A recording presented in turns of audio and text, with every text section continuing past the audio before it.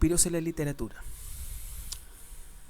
Uno de los primeros en hablar sobre los vampiros es el Tratado sobre vampiros de Agustín Calmet, sabio benedictino francés, que había nacido en Esnilles-de-la-Orne, cerca de Commercy, en 1672, y moriría en París en 1757. En este tratado sobre vampiros, lo que hace este erudito es ofrecernos más bien una fuente de testimonios sobre el tema vampírico, más que defender la tesis de que si existen o no los vampiros. Redacta el primer manual sobre vampirología y crea así toda una fuente subterránea sobre el tema vampírico, gótico y sombrío, que iría creciendo con el tiempo. Calmet incluso nos narra hechos importantes como el del escritor francés Joseph Piton de Tourneur, quien fue testigo de la gran epidemia vampírica que entre los años 1700 y 1702 diezmó a la población de Mícono, pequeña isla del archipiélago de las Cícladas en el Egeo. Del Tratado de Calmet podemos extraer algunos pasajes relevantes. En este siglo, desde hace alrededor de unos 60 años, una nueva escena se ofrece en nuestra vida en Hungría, Moravia, Silesia y Polonia.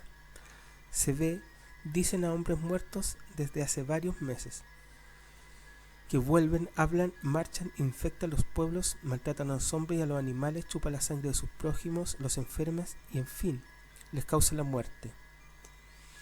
De suerte que no se puede librar de sus peligrosas visitas y de sus infectaciones, más que sumándolos, empalándolos y cortándoles la cabeza, arrancándose el corazón y quemándolos.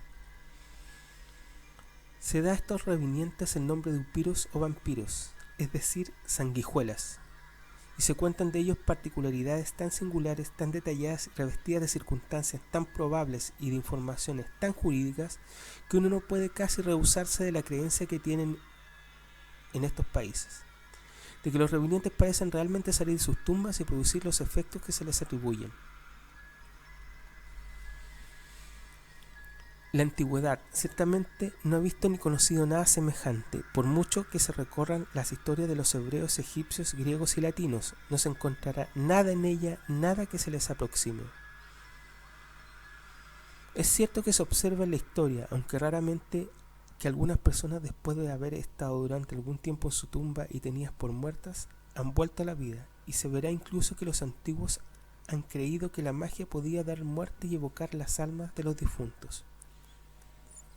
Se citan algunos pasajes que prueban que en algunos tiempos se ha imaginado que los brujos chupaban la sangre de los hombres y de los niños haciéndolos morir. Se ve también en el siglo XII en Inglaterra, en Dinamarca, algunos revinientes semejantes a los de Hungría, pero en ninguna historia se lee tan común ni tan marcado como lo que nos cuentan los vampiros en Polonia, en Hungría y Moravia.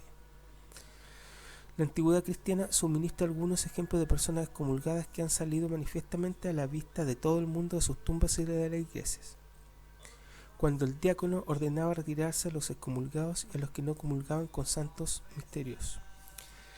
Desde hace varios siglos no se ha vuelto a ver nada semejante, aunque no se ignora que los cuerpos de algunos excomulgados, muertos en la excomunión y en las censuras, están inhumados en las iglesias.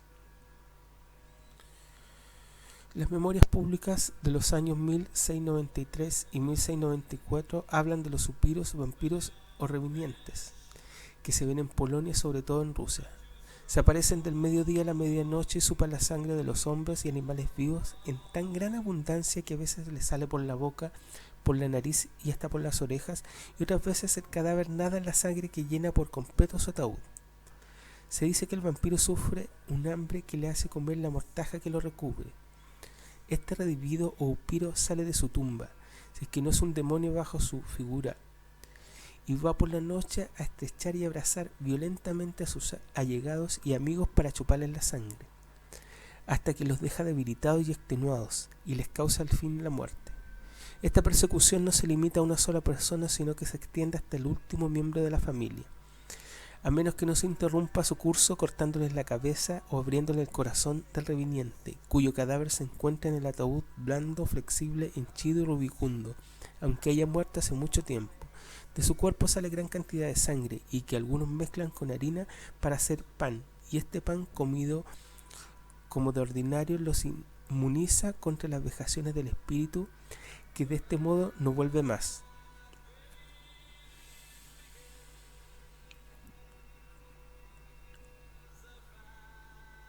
En el Diccionario de Filosofía de Voltaire del año 1764, que es un poco claramente contrario a lo que establecía Calmet y la doctrina cristiana, dice de los vampiros: los vampiros eran muertos que salían del cementerio por la noche para chupar la sangre de los vivos, en la garganta o en el vientre, y después volvían al camposanto y se encerraban en sus fosas.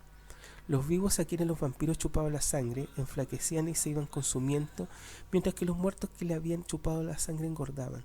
Les salían los colores de la mar rozagantes. Polonia, Hungría, Silesia, Moravia, Austria, Lorena eran los países donde los muertos se entregaban a este festival de sangre. Nadie oía hablar de los vampiros en Londres ni en París. Confieso que en estas dos urbes hubo aguillotistas, comerciantes y hombres de negocios que chuparon a la luz del día la sangre del pueblo, pero no estaban muertos, sino que corrompidos. Esos verdaderos chupópteros no vivían en los cementerios, sino en los magníficos palacios. ¿Quién es capaz de creer que la superstición de los vampiros la heredamos de Grecia? No de la Grecia de Alejandro, Aristóteles, Platón, Epicuro, Demóstenes, sino de la Grecia cristiana y, por desgracia, cismática. Hace mucho tiempo que los cristianos de la iglesia griega creían que los cuerpos de los cristianos de la iglesia latina que se enterraban en Grecia no se pudrían porque estaban excomulgados. Creían lo contrario que nosotros los católicos, que los cuerpos incorruptos son claro testimonio de la bienaventuranza eterna, en cuanto se pagaban en Roma 100.000 escudos por la canonización de un santo y le tributaban la más piadosa adoración. Los griegos estaban convencidos de que sus muertos son hechiceros y les daban el nombre de brucolacas. Los muertos griegos van a las casas a chupar la sangre de los niños, a comerse la cena de los progenitores y a beberse el vino y a romper los muebles. Solo se les puede destruir quemándolos cuando se atrapan, pero teniendo la precaución de no ponerlos al fuego hasta después de haberles arrancado el corazón, que debe quemarse aparte. Después de la calumnia, nadie se propaga con tanta rapidez como la superstición, el fanatismo, el sortilegio y los cuentos de aparecidos. Pronto hubo brucolacas en Valaquia, Moldavia y Polonia, pese que esta nación pertenece al rito romano, y no le faltaba más que esta superstición, que se transmitió a toda parte oriental de Alemania. En 1730 y 1735 se ocuparon continuamente de los vampiros, los espiaron, les arrancaron el corazón y los quemaron, pero al igual que los antiguos mártires, cuantos más quemaban, más aparecían. Bueno, este era un extracto de lo que establece el Diccionario de Filosofía de Voltaire sobre los vampiros. También encontramos el vampiro en la novela. La primera novela sobre el tema vampírico y que establecía más bien el vampiro que se conoce en la actualidad como el aristócrata es El vampiro de Polidori. Lord Ruthven es un vampiro que se aprovecha de que la gente no cree en los vampiros, así cometer sus actos sanguinarios. Ruthven posee una gran capacidad de seducción y es capaz de conseguir cualquier presa. El vampiro es el relato fundacional del género del vampiro romántico. Polidori lo escribió en las tormentosas noches de verano el 16 de junio y el 19 de junio de 1816, en el que fue el año sin verano, en la villa de Odeati, junto a Lord Byron, Percy Shelley y Mary Shelley, la condesa Potocka y Matthew Lewis.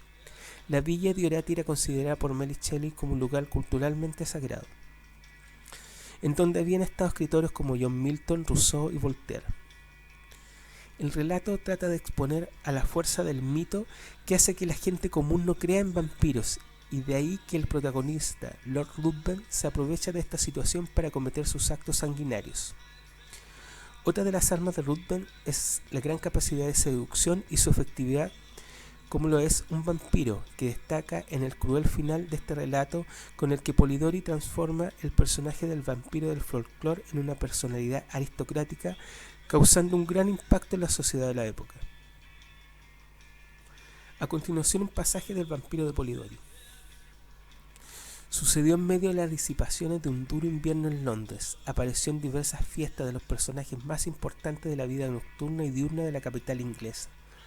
Un noble, más notable por sus peculiaridades que por su rango. Miraba a su alrededor como si no participara de las diversiones generales. Aparentemente, solo le atraía su atención a la risa de los demás, como si pudiera acallarlas a su voluntad y amedrentar aquellos pechos donde reinaba la alegría y la despreocupación. Los que experimentaban esta sensación de temor no sabían explicar cuál era su causa. Algunos la atribuían a la mirada gris y fija que penetraba hasta lo más hondo de una conciencia, hasta lo más profundo de un corazón, aunque lo cierto era que la mirada solo recaía sobre la mejilla con un rayo de plomo que pesaba sobre la piel que no lograba atravesar.